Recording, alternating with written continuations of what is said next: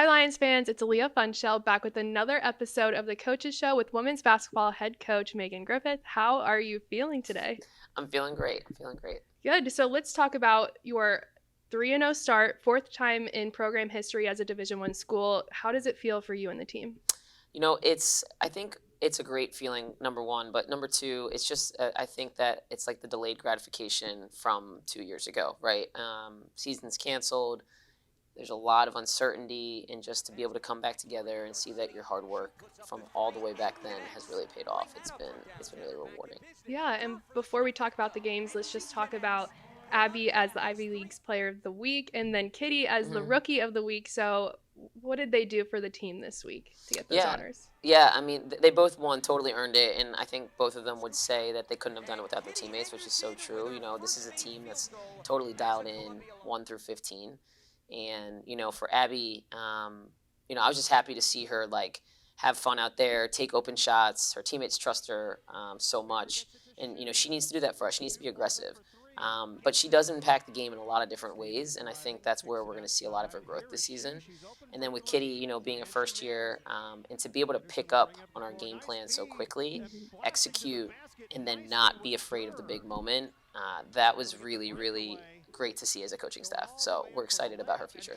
Yeah, and let's just backtrack and talk about the Clemson game. You overcame a 14-point deficit in the second half. So what does that say to the experience of your team and also the depth? Yeah, just trying to make it interesting. But yeah, experience. We've had a lot of players in this team that have played a lot of minutes, so we can rely on them. And then, for the depth, to be able to go 8, 9, 10 deep at certain times has been a huge benefit for us. And that's why every day in practice we talk about how important the grind is versus just the games, right? If we just show up for games, it's going to be a long season. But if we embrace every day and we get better every day, and with a deep team, you can challenge each other a lot more. We've had some awesome practices that I think are only just going to make us keep getting better here. Yeah, and something that we brought up on the podcast and just talked about a lot is Sienna and Abby were your leading scorers, but neither of them scored in the fourth quarter. So how proud of you, one, of Carly for hitting that game-winning shot, but also your bench and the people that stepped up big time when Sienna and Abby weren't scoring. The beauty of this team is that I know that there are leading scorers, but honestly, like, I have no idea how many points they've scored in the game. Like, we talk all about getting the right shot, Yeah. not just like, let's get Abby a shot, right? Or let's get Sienna a shot.